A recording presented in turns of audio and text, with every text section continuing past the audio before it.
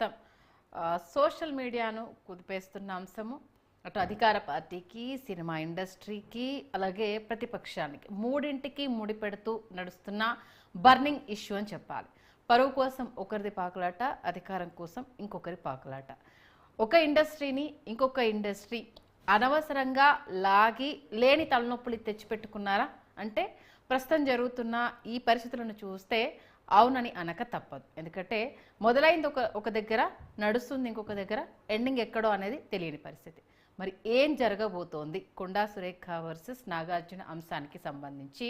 ఇప్పుడు కొండా సురేఖ వర్సెస్ నాగార్జున అనే దానికన్నా సినిమా వర్సెస్ రాజకీయం అంటే పర్ఫెక్ట్గా ఉంటుందేమో. దానికి సంబంధించి ఎవరికి వారు కొట్లాట. క్షమాపణ చెప్పిన తర్వాత ఒక విధంగా, చెప్పనంత వరకు ఒక విధంగా.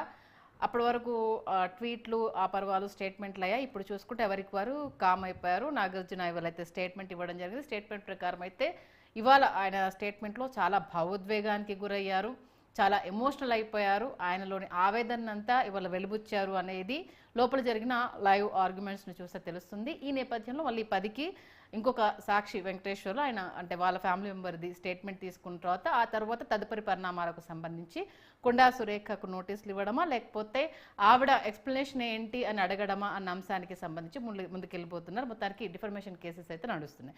ఇదే అంశానికి సంబంధించి మనతో మాట్లాడడానికి స్టూడియోలో senior journalist, AP journalist president Annapareddy గారు, అలాగే సీనియర్ పొలిటికల్ అనలిస్ట్ దుర్గా గారు జూమ్లో మనకి అందుబాటులోకి ప్రస్తుతానికి రావడం. ఆ తర్వాత అడ్వకేట్ మనకి జాయిన్ అవుతారు. అన్నపరెడ్డి గారు నమస్తే అండి. దుర్గా కుమార్ గారు నమస్తే అండి. అలాగే అడ్వకేట్ కూడా ఓకే. ముందుగా అన్నపరెడ్డి గారు, ఫస్ట్ అంటే ఆల్మోస్ట్ ఆల్ ఏ ఇన్సిడెంట్ ఏంటి, ఏం జరుగుతుందని మీకు తెలుసు కాబట్టి ప్రస్తుతం జరుగుతున్న దానికి సంబంధించి ఫస్ట్ మీరు ఏదైనా చెప్పాలంటే ఏం చెప్తారు? దాని నుంచి మనం డిబేట్ స్టార్ట్ చేద్దాం. ఫస్ట్ అంటే ఏం చెప్పాలో, దానికి బేసిక్గా పరువా అధికారమా అన్నారు ఇక్కడ మీరు. ఇప్పుడు కొండా సురేఖ 10 పార్టీలు మారిందేమో కానీ సినిమా ఇండస్ట్రీ ఎప్పుడు అధికార పార్టీ ఉంటే ఆ పార్టీలోనే ఉంటుంది. పార్టీ మారే అవకాశం సినిమా ఇండస్ట్రీకి అవసరమే లేదు. ఇక రెండోది, వాళ్ళది బురద వీళ్ళు బయటేసి, వీళ్ళ బురద వాళ్ళు బయటేసామని మధ్యలో మీడియా రచ్చ చేయటం ఇవన్నీ చేస్తూ ఉంటే ఫైనల్గా చెప్పాలంటే సినిమా ఇండస్ట్రీ కంటే రాజకీయ నాయకుల చరిత్రలు అంత క్లీన్గా ఉండయా? It's open book. సినిమా ఇండస్ట్రీలో చెప్పాలంటే సరే కొన్ని కార్యకలాపాలు మనం కాస్టింగ్ కౌచ్ దగ్గర నుంచి చూసాం, లేకపోతే ఇంకో మాటలు విన్నాం, లేకపోతే ఇటువంటి కమిట్మెంట్లు అన్నాం, అవన్నీ చూసాం. అవన్నీ ఓపెన్ బుక్. అలా జరుగుతుంది అని ప్రీడిటర్మైన్డ్ మైండ్ సెట్తో జనం ఉన్నదంటూ ఒక యాంగిల్ అయితే, రాజకీయ నాయకులు అంటే సినిమా ఇండస్ట్రీ తనంతట తానుగా వచ్చి రాజకీయ నాయకులతో గొడవపడిన సందర్భాలు చాలా తక్కువగా ఉంటాయి.